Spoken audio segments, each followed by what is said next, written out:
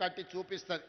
ఇవాళ మీకు ration card వచ్చినా, ఇవాళ మీకు సన్నబియ్యం వచ్చినా, ఇవాళ మీకు ఇందిరమ్మ ఇల్లు వచ్చినా, ఇవాళ మీకు సారె పేరు మీద చీర ఇందిరమ్మ చీర మీకు వచ్చినా, ఇవాళ మీకు 200 యూనిట్ల కరెంటు వచ్చినా, ఇవాళ మీకు 21,000 కోట్ల రైతు రుణమాఫీ జరిగినా, ఇవాళ మీకు రైతు భరోసా కింద 9 రోజుల్లో 9,000 కోట్ల రూపాయలు వచ్చినా, ఇవాళ నిరుద్యోగ యువకులకు మొదటి సంవత్సరమే 60,000 ఉద్యోగాలు వచ్చినా, ఇట్లా చెప్పుకుంటూ పోతే చాంతాడంత లిస్ట్ ఉంది.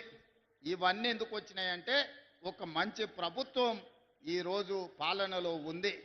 మంచి ప్రభుత్వం ఉంటే రాష్ట్రం ఎట్లా అభివృద్ధి చెందుతుందో, ఒక మంచి వ్యక్తి గ్రామ పంచాయతీ సర్పంచ్ ఉంటే ఆ గ్రామం అభివృద్ధి చెందుతుంది. రాష్ట్రం అభివృద్ధి చెందాలంటే మంత్రివర్గం బాగా ఉండాలి. గ్రామం అభివృద్ధి చెందాలంటే గ్రామ సర్పంచ్ వార్డు మెంబర్లు మంచోళ్ళు ఉండాలి. అంతే తప్ప మందు పోసిండను, క్వార్టర్ ఇచ్చిండను, ఫుల్లు తెచ్చిండను, ఏదన్నా మన చిన్న చిన్న తప్పులు చేస్తే మనం గ్రామాలు దెబ్బతింటాయి. మంచోళ్ళని ఎన్నుకోండి, మంత్రులతో కలిసి పనిచేసేటోళ్ళని ఎన్నుకోండి, ఏడైనా ఈ ప్రభుత్వంతో కలిసిమెలిసి ఉండేటోళ్ళని ఎన్నుకోండి.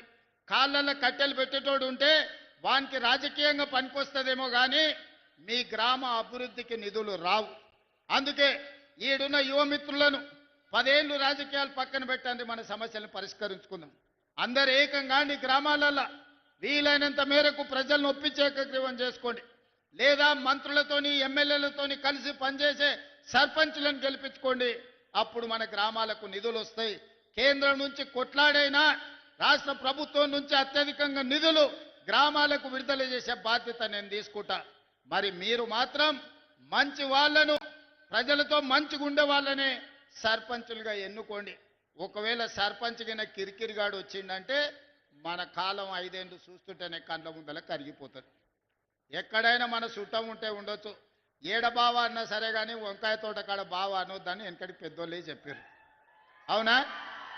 ఇక ఒకడొకడు ఉంటాడు, వాడు 3 ఏళ్లకు 33 దొడ్లు ఉన్నాయని పొంకనాలు చెప్పేటోడు వస్తాడు.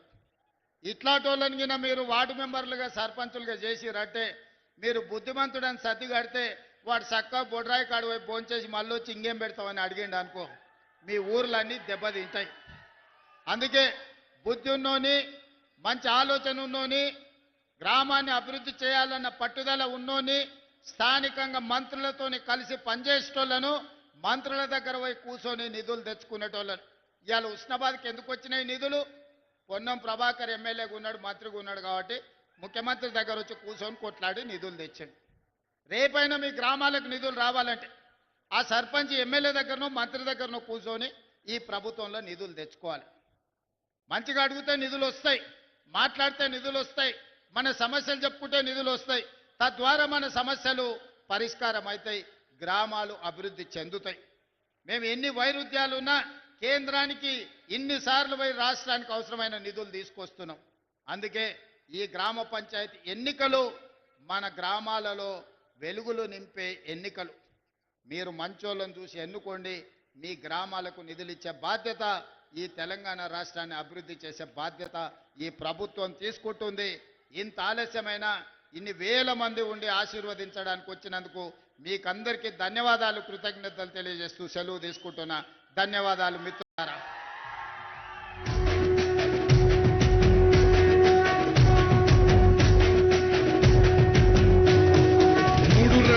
జెండా బట్టి సింగమోలే కదిలినాడు ఉత్తరో కాంగ్రెస్ సూర్యుడు మన రేవంత్ అన్న నిగ్గదీసి అడిగే మునగాడు.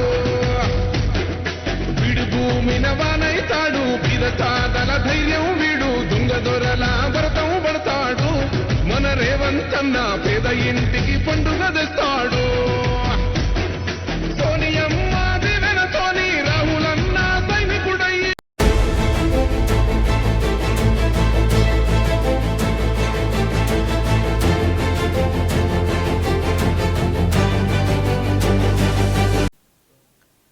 ये थे आज की खबरें और आप देखते रहिए एनए न्यूज़ और खालिद अली को दीजिए इजाजत।